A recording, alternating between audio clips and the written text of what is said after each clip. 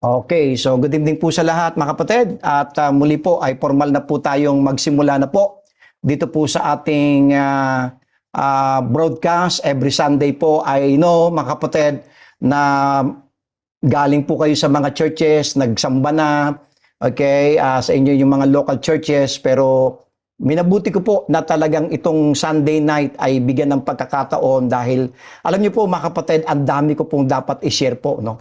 Sa mga brethren. And I want to be a blessing to the body of Christ, not only here in Thailand, but to the body of Christ as a whole. No? Ako po, tuwing Saturday, meron po akong Bible study pala. Pag-pray nyo po yun, may Bible study po ako na ang nag-initiate po nun ay isang brethren po sa Japan. At nangangailangan po ng worker po doon sa Japan. No? Kaya may Bible study po ako ng Saturday night sa Japan po yon. Pero may mga kamag-anak po sa somewhere in Mindanao, so nakiki-join. And then yung Bible class, Bible Institute po namin, Tuesday night at saka Thursday night. And then yung Monday night po ay yan po yung online discipleship training program. So ang free ko lamang po ay Wednesday at saka Friday. Yun naman po ang aral ko ng Thai. Nag-enroll po ako sa Thai language at medyo madugo din po yung tuition po doon. Ano? So, pero salamat po sa mga ilang mga Pilipino dyan sa Pilipinas, mga churches na nagbigay ng konting tulong kung bakit po tayo nakapag-enroll po ng dito po sa Thai language po para matuto po ko kahit pa paano, no? At pag-pray po ninyo. Okay, so isi-share ko na po yung aking PowerPoint. Dali po hindi pa pala sandali po i-F5 ko muna po yung aking PowerPoint. Okay.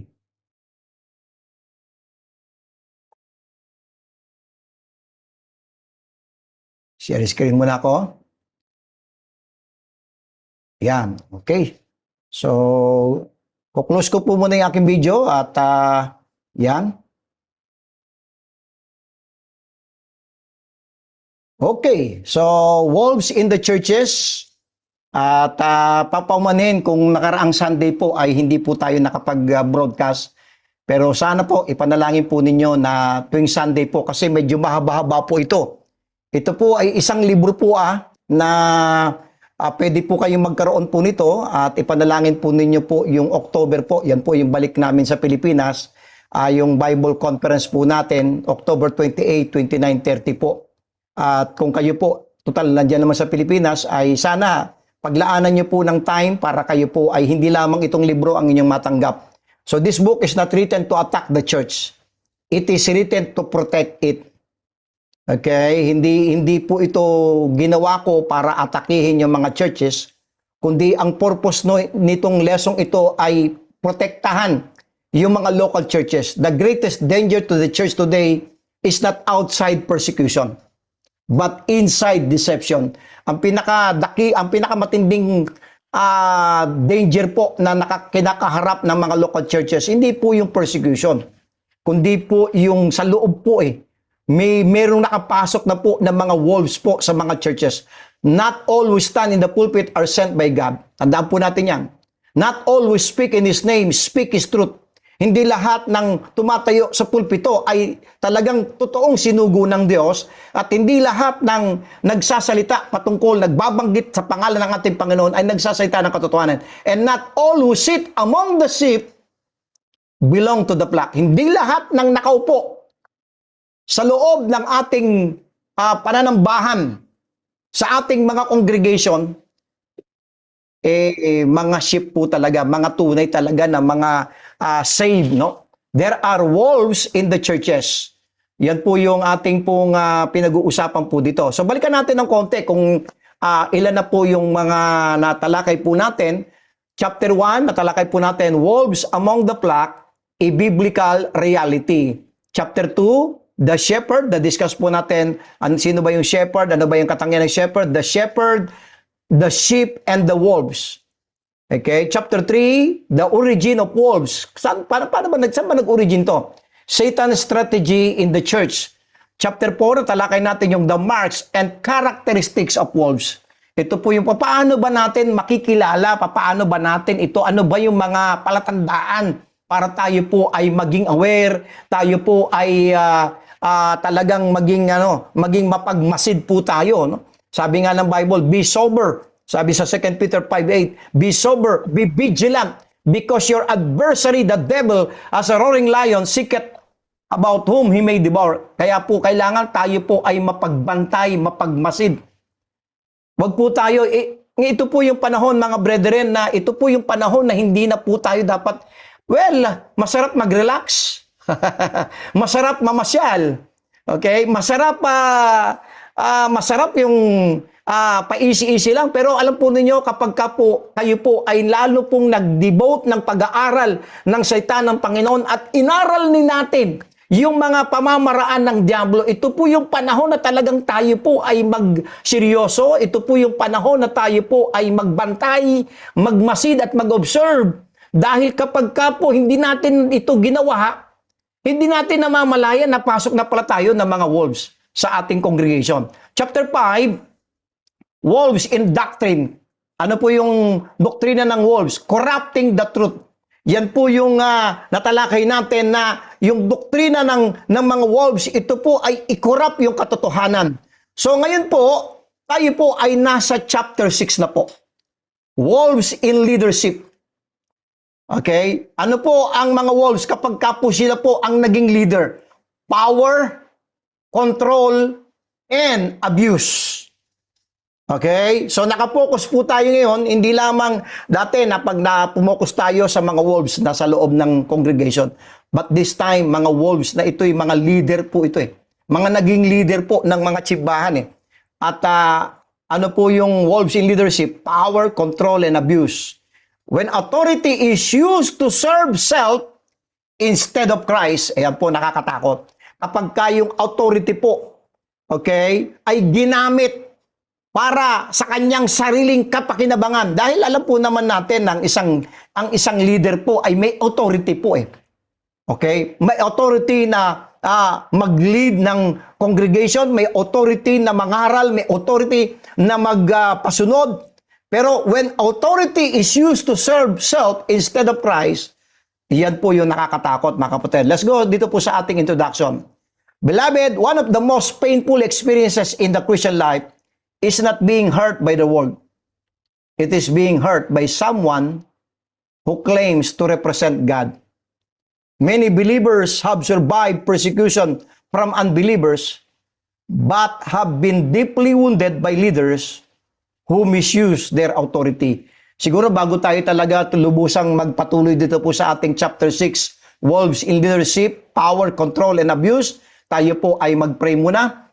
Dakilang Diyos na makapangyarihan po sa lahat, marami pong salamat pong muli po sa pagkakataon at pribileyo na kami po ay nagkakaroon ng ganitong pag-aaral ng inyong salita. Bagamat ang mga brethren po sa Pilipinas ay naganap na yung kanilang maghapong pananambahan, pero naglaan pa rin po sila ng oras para po muli po ay makapakinig ng inyong mga salita. May mga kamanggagawa, kapwa manggagawa sa gawain, mga pastors, mga leaders ng mga local congregation at mga members. Salamat po sa kanilang pagsuporta dito sa aming pag-aaral na ito, Panginoon, dahil ito po ang makikinabang din po ang bawat isa sa amin. Kaya po ibinabalik namin ang lahat ng kapurihan at pasasalamat sa tanging pangalan ni Jesus. Amen at amen. So tuloy po tayo. This chapter, ito pong ating chapter 6 po. This chapter is not written to attack pastors. Alam ko na maraming mga pastor po dito ngayon. Hindi po para atakihin po yung mga pastors. In fact, the Bible teaches us to respect godly leaders. Ang Bible po ay nagtuturo po na respetuhin yung mga godly leaders. Pray for spiritual leaders and honor faithful shepherds. Nakalagay po yan eh. Buksan po natin sa Hebrews chapter 13 po ang ating mga Bible. Bilang patunay na ang Bible po ay nagtuturo po ng respect godly leaders, pray for spiritual leaders, and honor faithful shepherds. Hebrews chapter 13, okay, sabi sa verse 17, tinan po natin, Hebrews 13 verse 17, sabi yan, obey them that have the rule over you, and submit yourselves. Okay, for they watch for your souls, as they that must give account, that they may do it with joy and not with grief, for it is unprofitable for you. So talagang ang Bible po talaga po ay nagtuturo po ng bagay po na to patungkol po sa mga leaders po, no? Kaya hindi po itong chapter 6 ay para atakihin ng mga leaders po. Bagkos ang sabi ng Bible, respect godly leaders, pray for spiritual leaders, and honor faithful shepherds.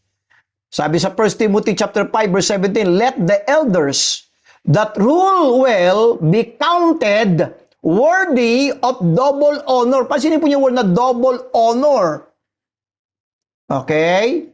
Kaya po ang mga leaders po ng mga churches, mga pastors, tinawag po dyan na elders po, ay dapat po talaga sila po ay bigyan ng double honor po. But the same Bible that commands respect for leadership also warns against leaders who abuse their position. Bagamat ito pong Bible na to ay nagtuturo na ang mga elders ay counted of worthy of double honor, makikita natin mamaya na ang Bible po ay nagbibigay ng warning sa mga leaders na ina-abuse nila yung kanilang posisyon, mga minamahal. Not every man in leadership is a shepherd. Hindi lahat ng mga namumuno po sa mga congregation talaga po ay may pusong shepherd. Some are wolves with authority. Some are wolves behind pulpits. Some are wolves hiding behind titles. Totoo po yan. Marami po na mga leaders na iyan po yung mga wolves na nagkaroon ng authority, na nangangaral sa pulpito and hiding behind titles. And because leadership carries influence, nais kong pasinin po ito, and because leadership carries influence, wolves in leadership can cause tremendous damage. Dahil ang isang leader po ay merong taglay-taglay na influence po, authority, titles. Kapag ang mga wolves po ay nabigyan ng ganong authority, wolves in leadership can cause tremendous damage po. And that's why nakakatakot po na kapag ka po yung mga wolves na yan ay nabigyan ng pagkakataon na mamuno ng mga congregation, mga kapatid, yan po nakakatakot. Let's go to chapter 1. God never intended leaders to rule like kings. Basahin ko ulitin ko po. God never intended leaders to rule like kings. Hindi po intensyon ng Diyos na ang mga leaders po ay mag-rule na parang hari. Mga kapatid, 1 Peter, basahin po natin ang buo itong 1 Peter chapter 5, verse number 3. 1 Peter chapter 5, verse number 3. Sabi po sa 1 Peter chapter 5 and verse number 3, it says in verse number 3, neither as being lords over God's heritage, but being an ensample. Ang liwanag dyan eh. Neither as being lords. Ang problema mga kapatid, itong mga wolves na to, nasa posisyon na eh.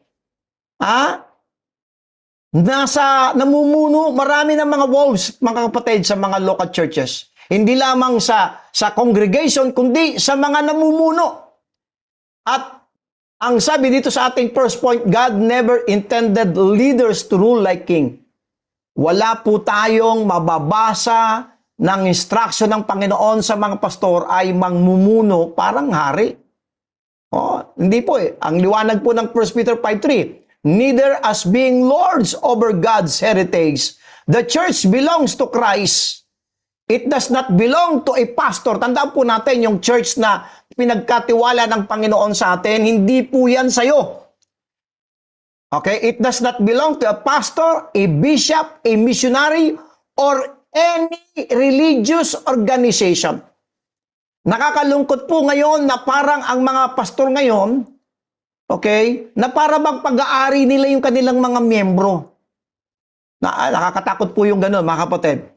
The flock belongs to God. Leaders are caretakers.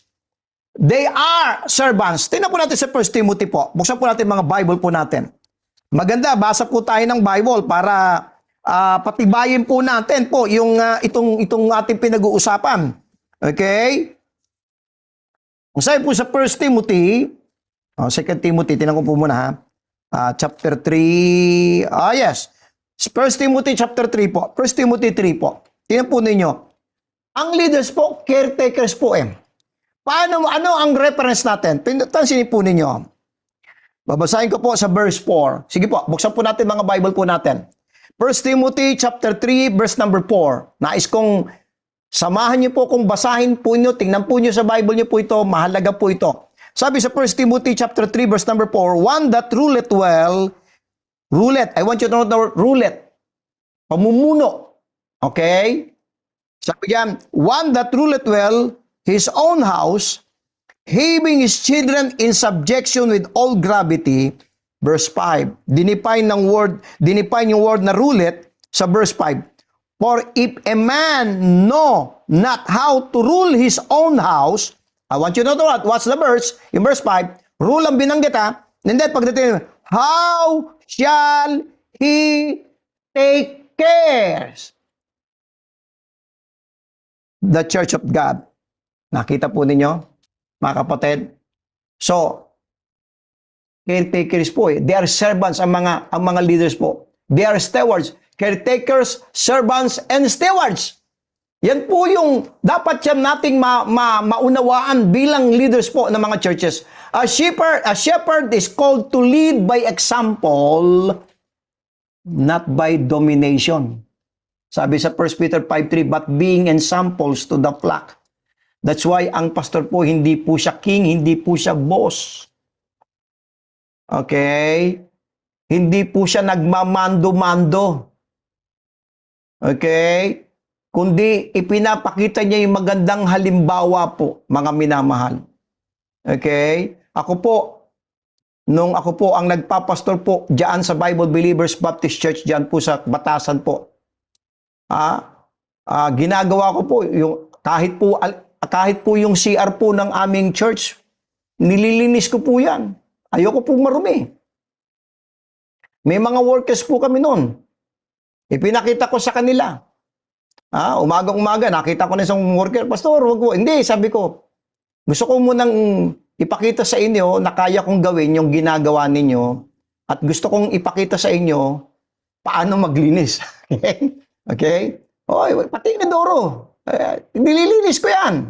Mga kapatid. Okay? A shepherd is called to lead by example, not by domination.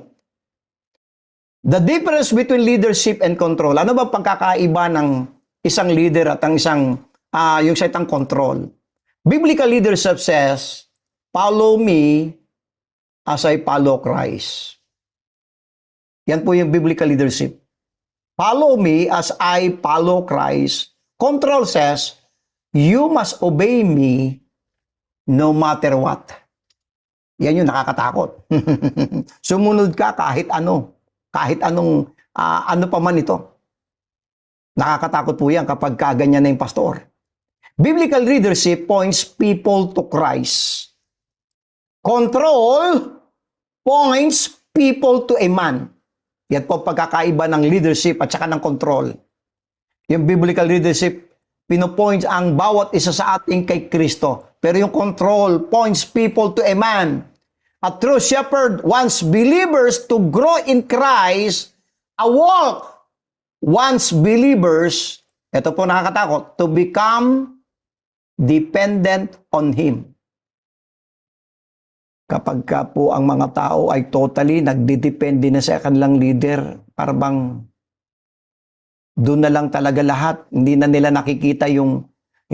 nakikita na wala na po talaga sa tamang direksyon dahil na-control na sila.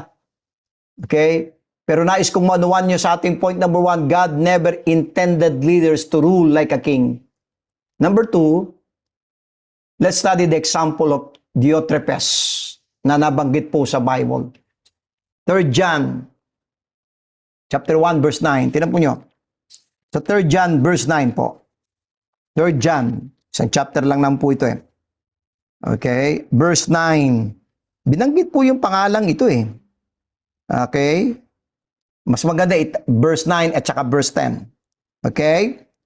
I wrote unto the church, but Diotrephes, who loveth to have the preeminence among them, receiveth us not. Wherefore, if I come, verse 10, and reading verse 10 na po. Wherefore, if I come, I will remember his deeds, which he doeth, prating against us with malicious words, and not content therewith, neither that he himself receive the brethren, and forbiddeth them that would, and casteth them out of the church. Ito po ang, tingnan po natin to example ni Diotrephes. The Bible gives us an example of a man who loved authority more than truth. Notice the phrase, loveth to have the preeminence. Okay? Na obsessed masyado sa authority. More than truth. Diotrephes wanted to be first. He wanted recognition. He wanted control. He wanted power. This often where abusive leadership begins. Ito po yung pasimula ng pag-aabuso ng mga leaders sa mga churches. They wanted recognition, they wanted control, and they wanted power. Okay? Ano po yung mga signs of Diotrephes spirit? A leader may have a Diotrephes spirit when he, number one, cannot accept correction. Kapag ka po ang isang leader po ay hindi po tumatanggap ng correction, parang feeling niya, okay? Meron ngang mga joke ang mga pastor noon nung bata pa ako sa ministry. Okay? Meron po ako naririnig noon. Sabi ng isang pastor, big shot po ito Sabi niya sa kanyang church, I have two rules in this church. May dalawa akong rules dito sa church na to. Number one, the pastor is always right. Number two, if the pastor goes wrong, go to number one. Okay? Cannot accept correction. Refuses accountability. By the way po, mga kamanggagawa po natin sa Panginoon dito, mga leaders po, meron po tayong pananagutan sa mga pinamumunuan natin. Basahin po natin muli po yun, yung 1 Peter kanina. Ay, Hebrews chapter 13. Tingnan po natin. Mabigat po yung ating obligasyon, mga kapatid. Kung ikaw ay leaders po ikaw po ay namumuno sa isang local congregation, mabigat po yung iyong responsibilidad. Bakit po? Basahin ko po, verse 17. Hebrews 13, verse 17. Obey them that have the rule over you and submit yourselves, for they watch for your souls as they that must give account.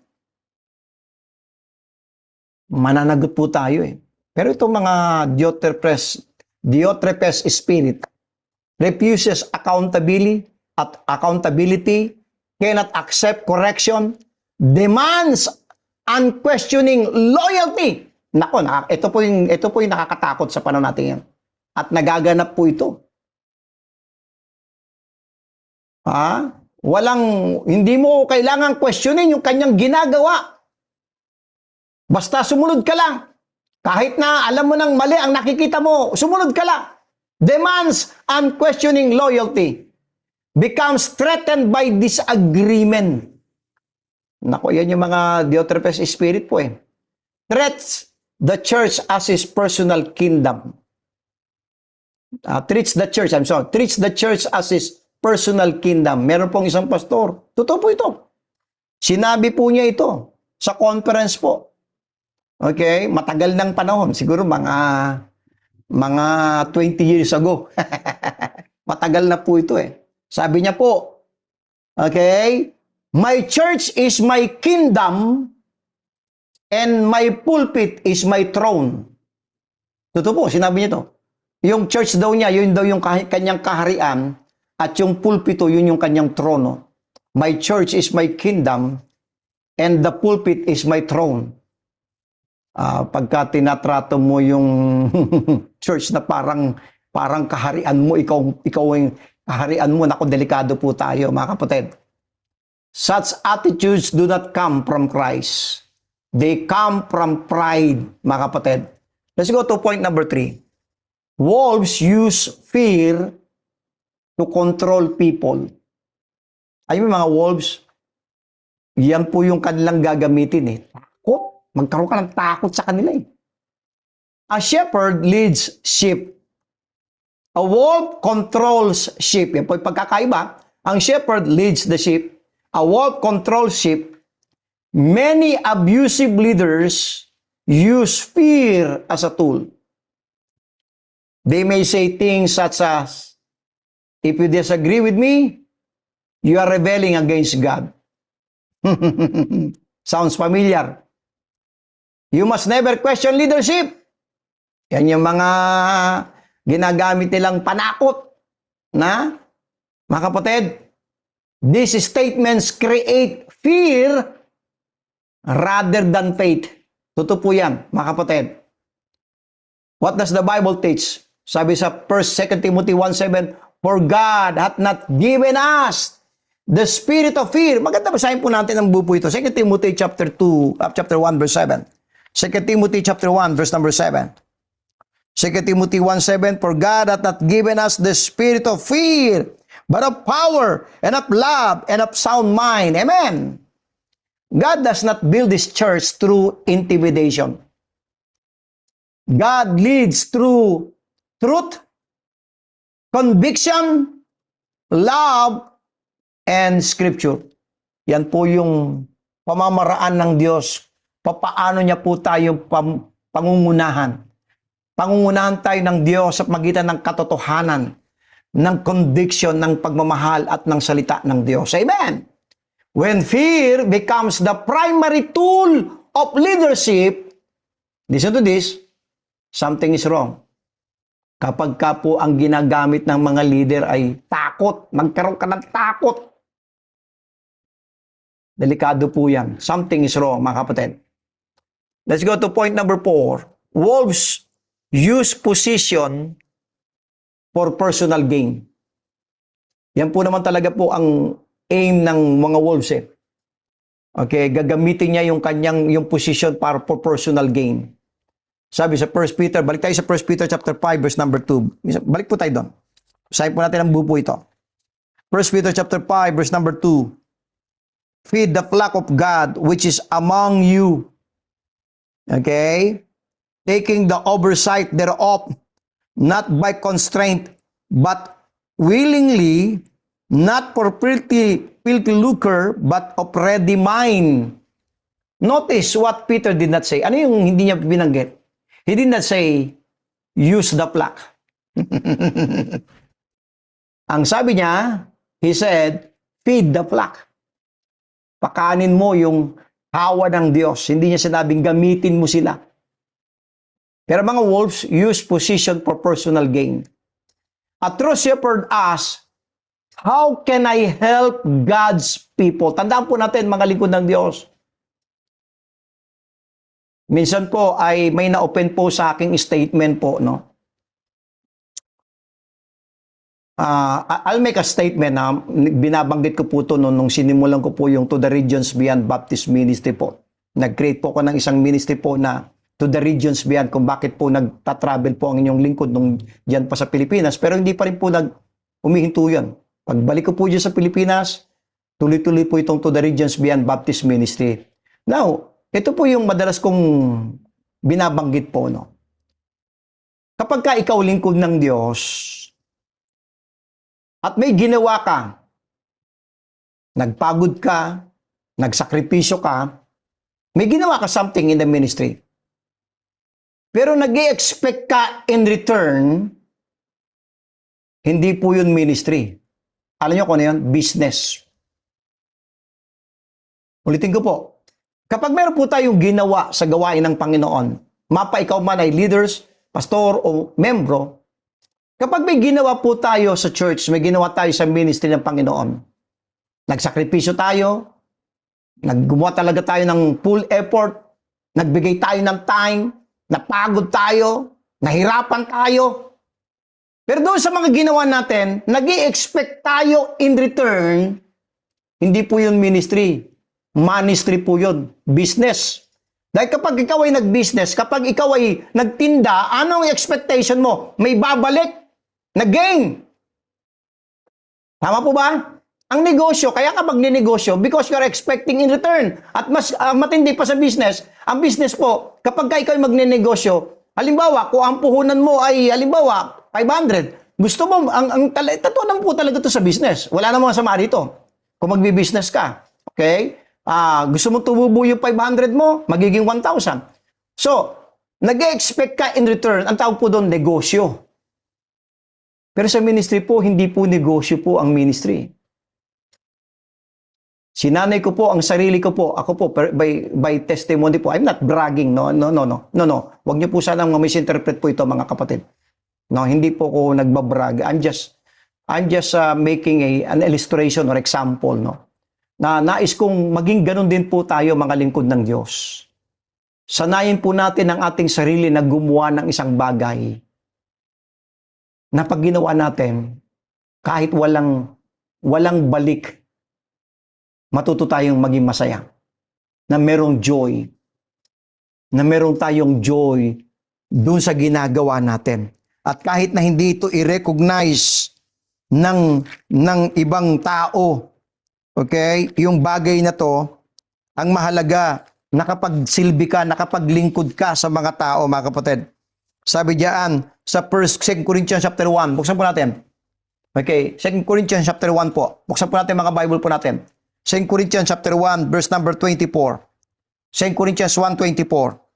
Not for that we have dominion over your faith, but our helpers of your joy. For by faith you stand. Alam po, yan po yung aking motibo. Makatulong, maka-edified. And I don't care kung ako'y napagod. Huwag po nating intindihin yung pagod. Minsan, gumagastos po tayo sa ministry. And that's a blessing. Ginagamit tayo ng Panginoon. A true shepherd asks, how can I help God's people? A wolf asks, ito yung wolf eh. What can I get from God's people? Yan ang pagkakaiba. ng isang wolf at saka ng isang true shepherd. Ang isang tunay na leader po ng isang simbahan, pastor, ang kanyang tanong, how can I help God's people? Paano ko matutulungan ng mga taong ito? Paano ko makapag-minister? Paano ko ma-edify sila? Ang wolf, hindi.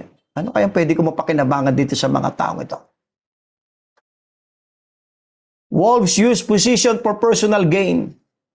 Different forms of exploitation. Iba't ibang paraan ng paano na-exploit ng mga wolves na to ang kanilang mga miyembro. Some wolves exploit people financially. Hindi po masama, by the way, hindi po masama na humingi tayo ng tulong financially sa ating congregation. Hindi po masama po yun. Wala po tayong nilalabag na prinsipyo po sa Bible. Pero iba po yung pag-exploit eh. Iba po ito, mga kapatid. Okay? Some wolves exploit people financially. Others exploit people emotionally. Others exploit people socially.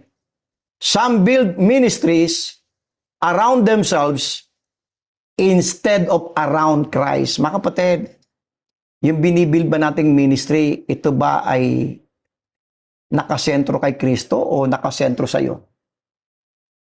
Mga kapatid, the people becomes tools kapag po ganyan na po ang nangyayari. Parang gamit na lang ang mga tao. Ginagamit na lang. The ministry becomes a platform. The church becomes a means of personal advancement. Yes, wolves use position for personal gain. This is not shepherding. This is exploitation. Tandaan po natin, mga kapatid. Point number 5, ito po. Wolves surround themselves with yes, sir. Yes po, siya nga po, oo nga po. Wolves surround themselves with yes, sir. Sabi sa Proverbs 11:14, in the multitude of counselors, there is safety. Godly leaders welcome accountability. Wolves avoid it. Many abusive leaders do not want honest counsel.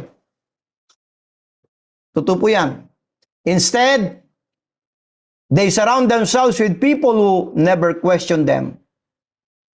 Yes, sir. Hindi mo sila dapat questionin.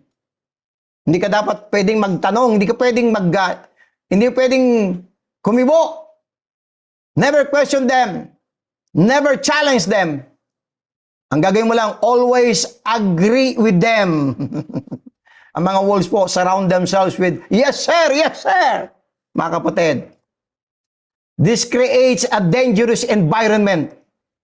Eventually, no one can speak truth to the leader.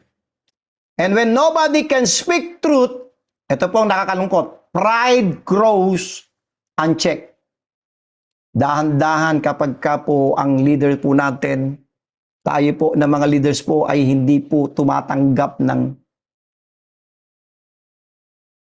accountability. Ayaw nating kumibo, manahimik ang mga tao sa atin. Dahan-dahan po yung pride po nag-grow ng hindi po namamalayan.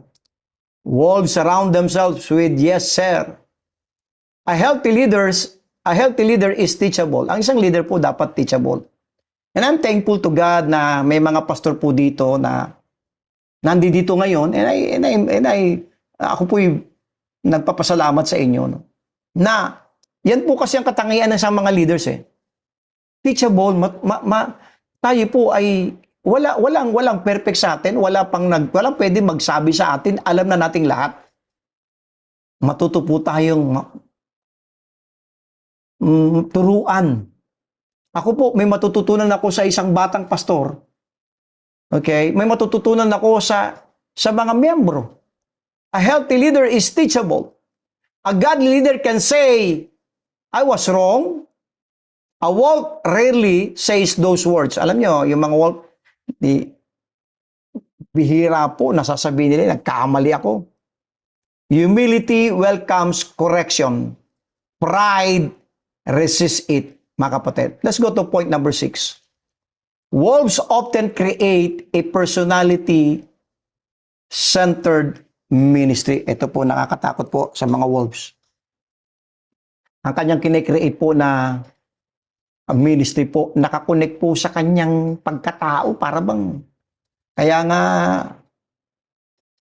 nakakatakot po yung mga leaders po ngayon ng mga churches, lalo yung mga big shot, mga malalaking simbahan. Dahil unti-unti, dahan-dahan, ang nakikreate nila ay personality-centered ministry, hindi po Christ-centered ministry. Sabi sa Acts 20:30, also of your own selves shall men arise to draw away disciples after them. Notice the goal. Ang goal po nito mga to draw away disciples after them, not after Christ, after themselves. This is one of the clearest marks of a wolf. Ito, tinan po natin warning signs po dito. When people talk more about the leader than Christ, naku po, nakakatakot po. Kapag ka po, kaya ako po, nung ako po'y bata pa sa ministry, minsan po kapag nakaka-attend ako sa mga gatherings po, siyempre 3 araw yun, 4 na araw. So meron pong tulugan, magkakasama yung mga matatandang mga pastor, nandun po ako. Ang kanilang mga pinag-uusapan ay hindi naman masamang hangmumanga ka sa mga leaders. Pero ito nakakatakot When people talk more about the leader than Christ, delikado tayo dyan. It's no longer yung ministry ng taong yon is Christ-centered ministry, kundi personality-centered ministry. Ito po yung warning signs. When loyalty to the leader becomes more important than loyalty to Scripture. Tandaan po natin, dapat po ang maging final authority po natin sa ating churches ay ang Word of God, hindi po ang mga leaders po. Ginagamit lamang tayo ng Panginoon na ituro po yung katotohanan, pero hindi po tayo ang final authority. Ito po yung mga warning signs. When people talk more about the leader than Christ, when loyalty to the leader becomes more important than loyalty to Scripture, when criticism of the leader is treated as a greater sin than false teaching. Nako, nakakatakot po ito. Ayaw ng mga leaders na parang kinikritisa sila. Parang mas malaking kasalanan pa kaysa sa maling turo. Delikado po ito. The church is moving into dangerous territory. Totoo po yan. The church exists to glorify Christ, not a personality, not a celebrity, and not a title. Not a title. Okay? Tayo po ang gawain ng Panginoon, ang mga churches po nag-exist po to glorify Christ. Not a personality, not a celebrity, not a title. Christ alone must be preeminent. Amen? Basahin po natin ito. Colossians. Christ alone must be preeminent. Let's turn to Colossians. Basa po tayo ng verse. Sabi po sa Colossians, chapter 1. Colossians chapter 1.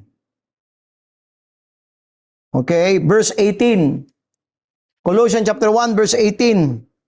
And he is the head of the body, the church, who is the beginning, the firstborn from the dead, that in all things, ulitin ko po yun, that in all things, he might have the preeminence. Amen.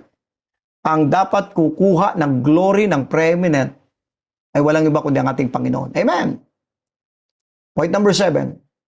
The damage caused by abusive leadership. Tingnan po natin kung ano po yung gaano kalaki po yung nag-create itong mga wolves na to na naging leaders po sa mga local congregation. Wolves in leadership leave deep wounds. Nag-iiwan niya ng malalim na sugat eh. Some believers lose trust in churches dahil po dyan sa mga abusive leadership, nawalan na sila ng tiwala sa mga churches eh. Become discouraged, stop serving God. Totoo po. Marami na po ang nagkwento, nagtestimony na dahil po sa pag-abuse ng mga wolves na to, nawalan sila ng tiwala sa mga churches. Become discouraged, stop serving God, become spiritually confused. Others leave the faith entirely because of what they experience. This is why God takes abusive leadership seriously. Totoo po yan, mga kapatid. God's heart for the wounded sheep. Ano po yung kanyang, let's turn to Isaiah chapter 40, verse number 11. Isaiah chapter 40, verse number 11. Sabi sa Isaiah chapter 40, verse number 11, he shall feed his flock like a shepherd. Ang ganda po ito eh. Tingnan po. He shall feed his flock like a shepherd. He shall gather the lambs with his arms and carry them in his bosom, and shall gently lead those that are with young. Amen. Yan yung puso ng Diyos. Sa mga wounded sheep. God cares for wounded sheep. The Lord understands their pain. Even when human leaders fail, amen, Christ remains faithful. Amen. A wounded believer should never judge Christ by a wolf. The wolf misrepresented the shepherd. Tandaan po natin po yan. Let's go to point number 8. The marks of a true shepherd. Nung nakaraan sa chapter 5, chapter 4, yung characteristics po ng mga wolves. This time, the marks of a true shepherd. Ano ba ang palatandaan ng isang tunay na talagang lingkod ng Diyos ng mga pastor. To avoid wolves, believer must know what true shepherds look like. Amen? Para ma-identify natin ang pagkakaiba ng true shepherd tsaka ng wolves. A true shepherd, ito po, loves Christ. Ang isang tunay na shepherd, mahal niya ang Panginoon. Loves the Word of God. Mahal niya ang salita ng Diyos. Loves the flock. Serves humbly. Accepts accountability.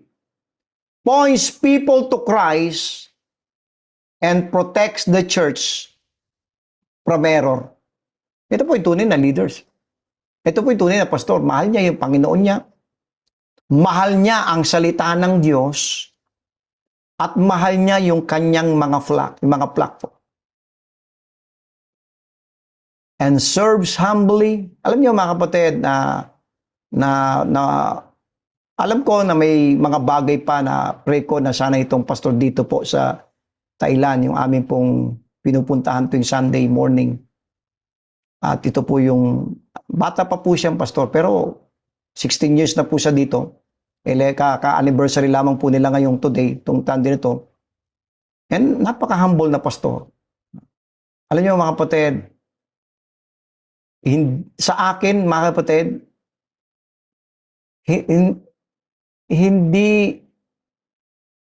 hindi ako na-impress sa magaling eh. Hindi ako na-impress sa parang kala mo marami kang alam. Alam ko saan ako na-impress? Sa mga humble na pastor. Yung puso ko nandoon eh. Kahit na hindi kami magkapareho, kahit na hindi siya, sabihin natin, rightly divider. But because nakita ko yung kanyang pagmamahal sa mga miyembro niya, nakita ko yung kanyang pagmamahal sa Panginoon, imagine mo, yung testimony niya, napakahirap kung paano sila nagsimula rito. And he serves humbly. Kapag ka po, kainan na po, kasi nandoon po, nakailang buwan na po kami, nakita ko po pinagmasdan ko po siya obserbahan ko po. Alam niyo yung ginagawa niya kapag doon, kasi pagkata-service, doon kakain po, tuwing Sunday po, doon na po ang maglalunch. Alam niyo yung gagawin niya, pupuntahan niya yung mga Thai na mga miyembro niya, mga miyembro. And then, sila mag-asawa, magsiserve po sila. Sila po magbibigay ng pagkain. And then, makikipagkwentuhan siya.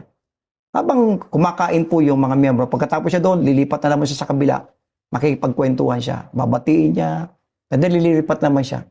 Tapos, lilipat siya sa akin. Makikipagkwentuhan. Sabi ko, Pastor, kain na po kayo. Sige lang, sabi niya. Pero ang masaya siya, nakangiti siya. He's very happy. No? Na ginagawa niya po yun. Sabi ko, minsan nga, napahiya ako. Sabi ko, wala akong ganyang ano. Wala akong ganyang ano. Totoo po. Minsan parang na-review ko sa sarili ko eh. Oo, totoo. Okay? Iniisa-isa niya, kasi may mga table po yun, maglalatag yung mga miyembro ng mga table, yung parang natutupi po, katulad sa Pilipinas, na table. So meron siguro mga 10 table po yun na mahaba. Imagine nyo kung gaano karaming tao yun. Iniisa-isa niya yun. Upo siya doon, tatabihan niya, akbayan niya yung lalaki, siyempre lalaki. No? Then makipagkwentuhan siya sa mga nakaupo roon. And then pagkatapos niya siguro mga ilang minuto, lilipat na naman siya sa kabilang table. And then lilipat siya sa akin. Katulad kanina, alam po ninyo, may bisita po siya, may speaker po siya, 2 Amerikano po. 2 foreigner po yung kanyang speaker po. Pero alam niyo kung saan siya tumabi kanina, halos nag-spend po siya ng 30 minutes sa akin. Halos natapos na po kami nag-lunch. Pero siya hindi pa po, nakikipagkwentuhan pa rin siya sa akin. At pinag-usapan namin yung problema ko nga dito na baka ma-deport kami dahil nga wala pa po commissionary visa, may nagsumbong.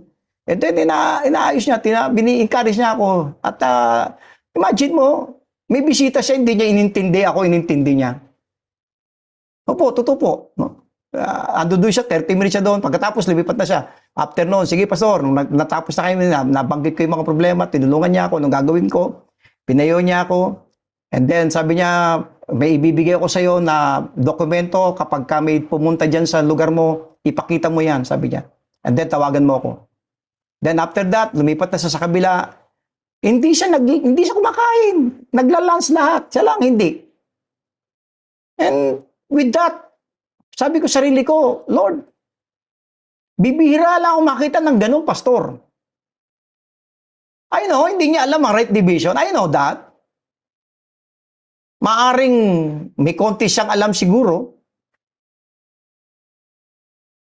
Pero doon ako masyadong natatouch. Doon ako masyadong ang taas ng respeto ko kapag nakakita ko ng ganong lingkod ng Diyos na loves the flock, serves humbly, accepts accountability, points people to Christ, and protects the church from error.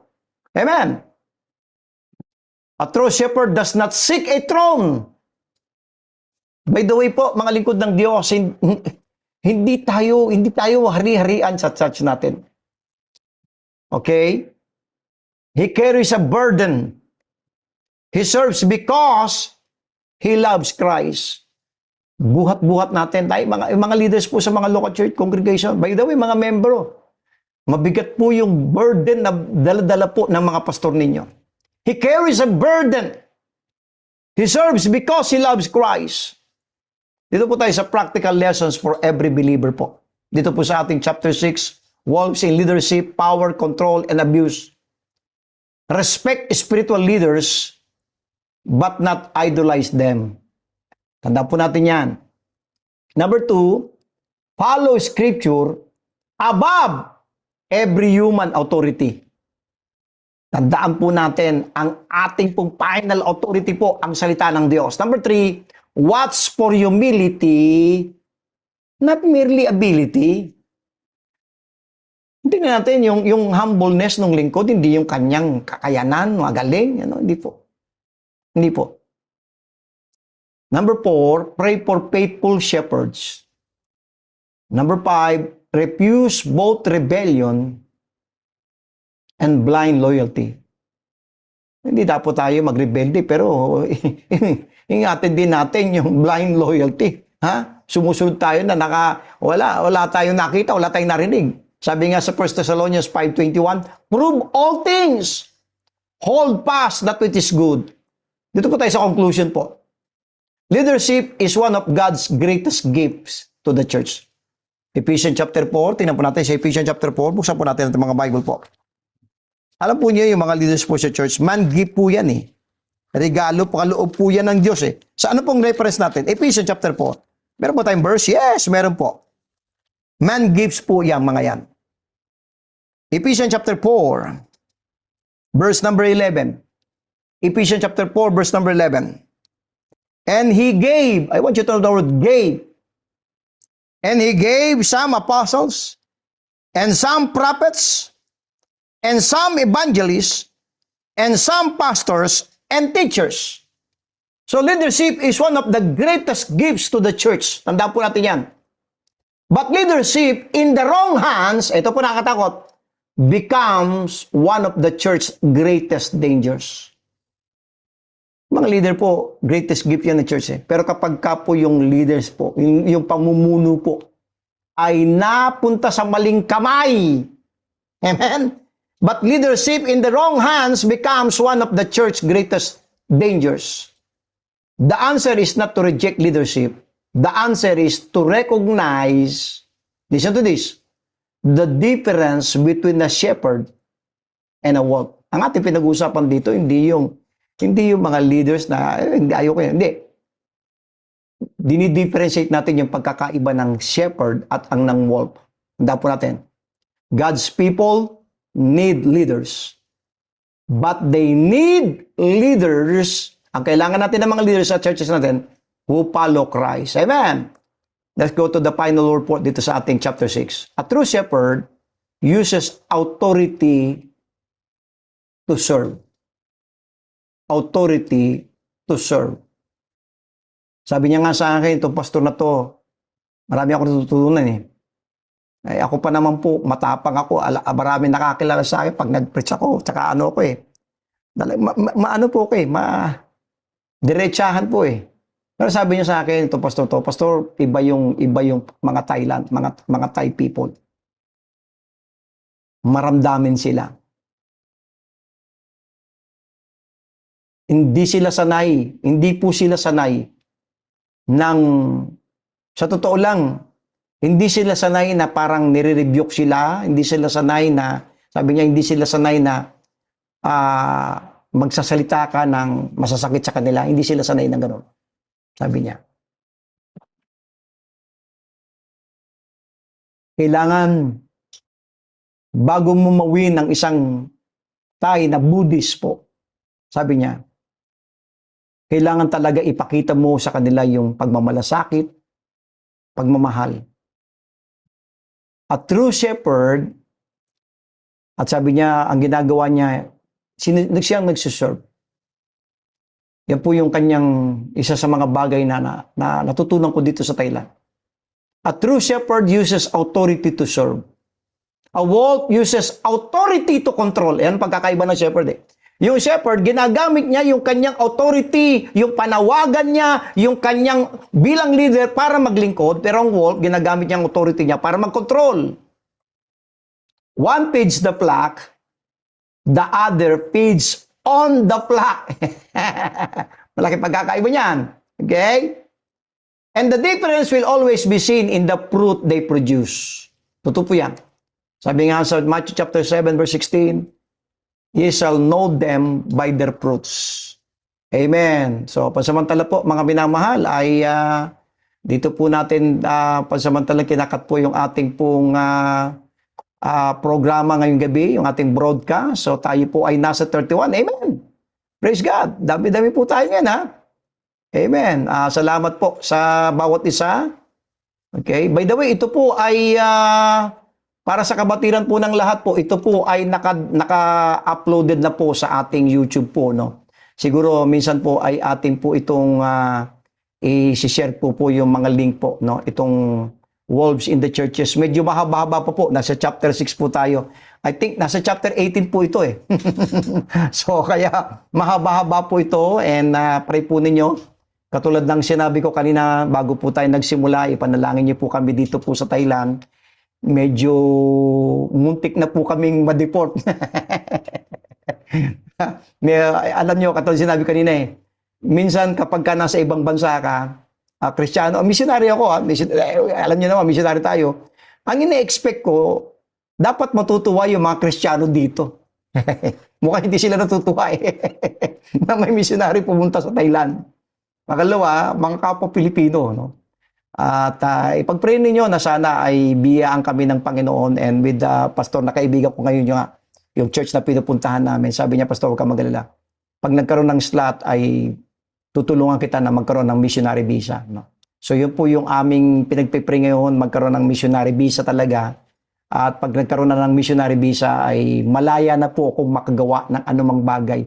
I can preach in the streets. I can magso-soul winning sa labas at makapag talagang sabi niya meron po siyang gagawing pamamaraan para po makapag-start na po kami ng Sunday service dito ngayon dito sa place na to at makapaglagay po ng signboard, no? Opo. Sabi niya, maglagay ka ng signboard, akong bahala. Okay. At ipagpatuloy mo yung ministry kasi po dapat po magsisimula na po sana kami ngayong June ng English language po, no? Free English language 3 months program para yun po ang maging means ko po para ma-reach out natin yung mga Thai people. And you pray for us, mga kapatid, dito po sa Thailand. And salamat po sa bawat isa po na narito. And maraming mga pastor po narito. Salamat po sa bawat isa. Pastor Ricky, mag-end po tayo. Inyo po sa panalangin po ngayong gabi. Pastor, sige po. Ito po ang ating kaibigang pastor po sa Leyte. Amen. Sige. Sige, Pastor. Pwede kayo mag-pray sa waray. Walang problema. Sige po, unmute niyo po yung sarili niyo po, Pastor. Sige po, Pastor. Sige po. Amen. Okay po, Evangelist. Yes, po. Okay po, let's pray. Tayo po yung manalangin. Our Heavenly Father, Lord, We thank you, Lord, for this another privilege for the opportunity, Ginoo, Father. And maraming mga natutunan po sa bawat isa together with our uh, beloved Evangelist Bobby Culardo, Father. And we all know, Lord God, and even tonight, nga kami, Lord God, na-inform about ano po ang kanilang kalagayan po ngayon po, Father Lord, sa Thailand. At kami po ay patuloy po, Lord, na in-entrust po everything sa inyo po, Father, because with you, nothing is impossible, Father. At kami din po ay patuloy po na nananalangin at papapasalamat sa mga biyaya niyo po, Panginoon, sa amin. And this is more than our physical needs, Father, na aming natatanggap every day. Dahil ito po ay iyong salita, ito po yung truth, Father, na in fact ay series po ito about po sa wolves in the churches, Father. This is uh, 18 chapters, Father. At marami pa pong aming dapat po matutunan, O Father. At ito po, O Panginoon, ay mga biyaya po, Yes, katulad po Lord. sa amin na nagme-ministry po, Father. Lord God, panalanginin niyo po at bigyan niyo po ng mga blessing bawat isa po, Father, lalo na po sa mga listeners ngayon, sa mga present, Father. Panalangin, patuloy din po kami, Father, na nananalangin po sa situation po ngayon ni Evangelist po, Father. At masampasan niyo po ang gawain dyan, doon sa Thailand, Father, at sa lahat po ng mga gawain, Father, kahit dito po sa Pilipinas, Father. Salamat po sa lahat. Ito po ay aming pinupuri at binabalik ang lahat na kalawalatian po, Father. Sa pangalan lamang ni Jesus, na aming tagapagligtas, ito po ay aming dalangin. Amen. Amen. Amen.